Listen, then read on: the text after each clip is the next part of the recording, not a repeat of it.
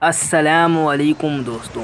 एक दिन हज़रत जिब्रील अलैहिस्सलाम हुजूर पाक सल्लल्लाहु अलैहि वसल्लम के पास आए और कहा, अल्लाह ने मुझे इतनी ताकत दी है कि मैं सारे दरख्तों के पत्ते गिन सकता हूँ और पानी के सारे कतरे और रेत के सारे ज़र्रे गिन सकता हूँ, लेकिन उस शख्स पर अल्लाह की रहमत की तादाद नहीं गिन सकता जो आप सल्लल्लाहु अलैहि वसल्लम पर एक बार दुरूद पाक पढ़ता है।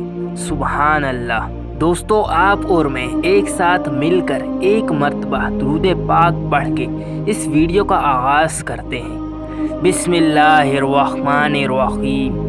अल्लाहुम्मा सल्लि अला मुहम्मदिन व अला आलि मुहम्मद कमा सल्लैता अला इब्राहीम व अला आलि इब्राहीम इन्नका हमीदुम मजीद। अल्लाहुम्मा बारिक अला मुहम्मदिन व अला आलि मुहम्मद कमा बारकता अला इब्राहीम व अला आलि इब्राहीम इन्नका हमीदुम मजीद। हज़रत जाबिर रज़ी अल्लाह ताला अन्हु से रिवायत है कि रसूलुल्लाह सल्लल्लाहु अलैहि वसल्लम ने फरमाया कि पीर और जुमरात के दिन अल्लाह ताला की बारगाह में बंदों के आमाल पेश किए जाते हैं। मग़फ़िरत तलब करने वालों की मग़फ़िरत की जाती है और तौबा करने वालों की तौबा कबूल की जाती है, लेकिन कीना रखने वालों की उनके कीने की वजह से छोड़ दिया जाता है, यानी उनका इस्तिग़फ़ार कबूल नहीं होता जब तक कि वो उस कीने से तौबा ना कर ले। दोस्तों, एक मछेरा था, वो बहुत ही गरीब था।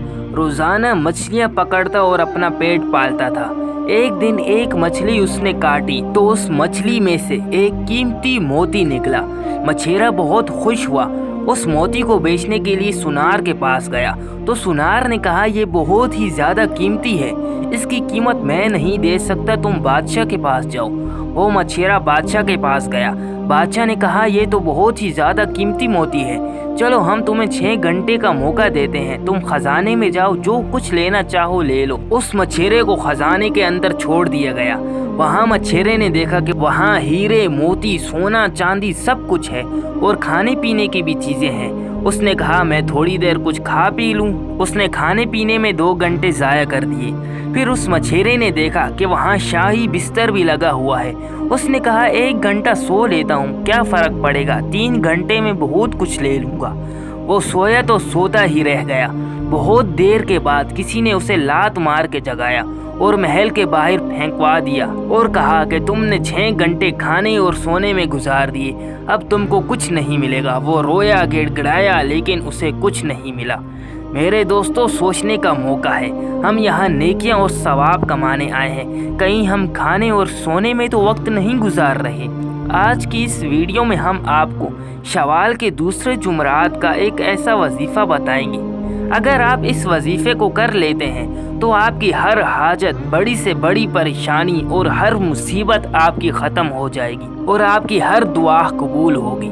ये वजीफ़ा हम आपको बताएंगे, लेकिन उससे पहले आप इस वीडियो को लाइक कर दें और अगर आपने अभी तक हमारे चैनल को सब्सक्राइब नहीं किया है तो ये जो लाल रंग का निशान है, जल्दी से आप इसके ऊपर क्लिक करके हमारे चैनल को सब्सक्राइब कर दें और ये जो साथ में घंटी का निशान है, आप इसे ज़रूर दबाएं। हमारे चैनल में आपको ऐसी हिस्ट्री, नॉलेज, इन्फॉर्मेटिव, कुरानी वज़ाइफ वाली वीडियोस मिलती रहेंगी। तो आपने शवाल के दूसरे जुमरात को असर की नमाज पढ़ने के बाद बग़ैर अपनी जगह से उठे, बग़ैर किसी से बात किए, आपने जाए नमाज पर ही बैठकर आपने सबसे पहले 21 मरतबा दुरूद इब्राहीमी पढ़नी है। दुरूद इब्राहीमी वही है जो नमाज में पढ़ते हैं। आपने उस दुरूद इब्राहीमी को 21 मरतबा पढ़ना है और उसके बाद आपने 313 मरतबा अल्लाह पाक का एक सफ़ाती नाम या वहाबू पढ़ना है और ये इसमें मुबारक पढ़ते वक्त आपने इसके मायने को अपने जहन में रखना है और इसका तसव्वुर करना है। इसमें मुबारक का मायना है सब कुछ अता करने वाला। ये पढ़ने के बाद आपने आखिर में फिर से 21 मरतबा दुरूद इब्राहीमी पढ़नी है। ये सब पढ़ने के बाद आपने अल्लाह पाक से दुआ मांगनी है। अगर आप कामयाबी के लिए कर रहे हैं या किराए के घर में रहते हैं और अपने लिए आप अपना ज़ाती घर लेने की ख्वाहिश है, जिस किस्म की भी आपकी परेशानी है, तो इंशाअल्लाह अल्लाह पाक आपकी वो परेशानी ख़त्म कर देंगे اور آپ کی دعا کو قبول فرمائیں گے۔ آپ اس وظیفے کو شوال کی ہر جمعرات کو بھی کر سکتے ہیں۔ اگر آپ کو یہ ویڈیو پسند آئی ہے تو آپ کومنٹس میں اس ویڈیو کے متعلق اپنے فیڈ بیکس ضرور دیجیے۔